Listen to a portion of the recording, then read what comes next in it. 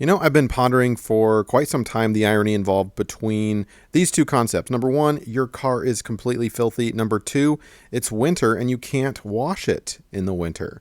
Or can you?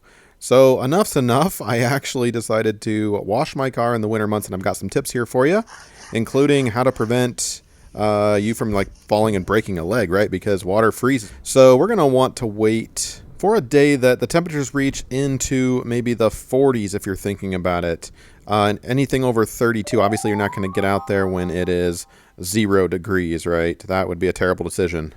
And once you have such a day, we're going to gather our supplies. You can see we've got a couple of buckets, a squeegee, a soft bristled brush, a towel to wipe things down, and we're using some Dawn soap. So let's go ahead and get started. I have a smaller bucket that's going to hold the fresh water, and I'm putting piping hot water in from the tap. By the way, if you're new to the channel, click subscribe, like the video if you do like the video, and don't forget to share this with somebody who you think might benefit. I'd appreciate that. All right, so back to business. We've got Dawn soap, scalding hot from the tap, and we're going to get suited up here. We've got one glove. I don't want to get it wet, but we've also got boots with good traction on the bottom, because although the temperature might be 40 degrees above freezing, indeed the water will kind of ice over if it's cold enough, especially if it's in the shade. Obviously it depends on your setup. If you're in the sunlight, you should be okay. We'll get to that. But look at this disgusting filth on the tires, on the paint, all that salt from the roads in the winter months. Disgusting. So we are going to next fill up the rinse bucket. We'll let that run. And I've got a pretty good size 5-gallon bucket or so. We're going to be washing a kind of a smaller SUV crossover. It's a Subaru Forester. You know what those are. And we're going to get the brush all soapy and go ahead and start with, we're going to be working in small sections. I do not recommend doing your tires because those are going to be the greasiest, grossest part, and you're going to get your brush all dirty. And so hold off on the wheels, save that for the last step. But we're going to be working in really small sections as we wash, just like you would in the summer. But we're not going to do as big of sections. I made that mistake on the first side of the car, and you can see the sunlight starting to hit there a little bit. Can you see it kind of crosses over?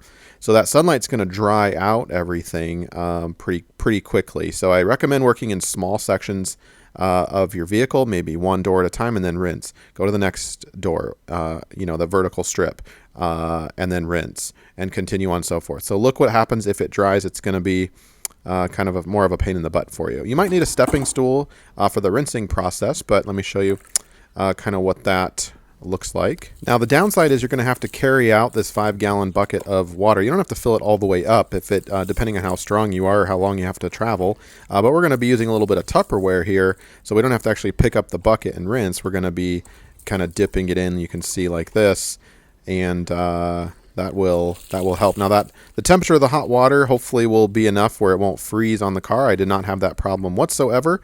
And again, you saw the thermostat out there. It was like 42 degrees or something like that. So we just happened to get some good weather in the middle of a, I wouldn't say brutal winter, but a mild winter.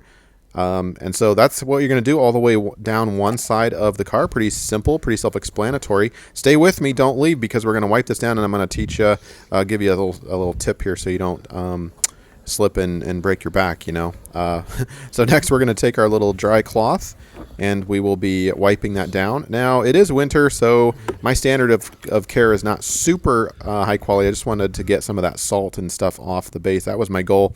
I had a little bit of remnant dirt left over on the dry rag. And we will continue that process to the front, working in small sections again. And then one tip here, see how I'm kind of holding it, the rinse Tupperware. That will ensure that you don't have to fill up that rinse bucket as often. For this vehicle, I went through about 2 of those big tubs of water. So that's roughly about 10 gallons of water or so. I thought it was worth it. I don't do this every week or anything like that. I'm not that vain, but I will save a buck or two and do this. And by the way, you don't want to hook up the hose and run the risk of water being trapped in your hose or in your faucet if you leave it and don't, drain it properly. Maybe the next morning the temperatures will fall back down to 0 or 32, or lower, and you will have a burst hose on your hands. So That is what I'm doing here, just going section by section, wiping it down. And I've got my boots on because things are getting slick down on the cement. So I'll show you what I do for that in just a minute. And certainly you could do that. Well, I'll get to that. Hold on. Let's clean the windows first. I've got a squeegee. We'll get that nice and sudsy, and then scrape, turn that over there. And my squeegee is not the best, but it works. You can see it doesn't conform to the contour of the windshield, but now we're looking pretty clean. But look at the driveway, right? There's a very thin layer of water, and it will freeze over. At least it did in the shade here. So what do? Let's go to the sun. We've got water here, so that's fine. I'm not concerned with that, although it will freeze at night. But you can see it starting to kind of freeze up. Some of that ice is coming up looking kind of like snow a little bit. So I'm just going to take some ice melt, and we're going to put this down around. You could do this during the process. You don't want to rinse it away, though, but certainly shortly after. And that's how I washed my car in the winter. Boom. We'll stop the video there. Hopefully this has helped you out. Thanks.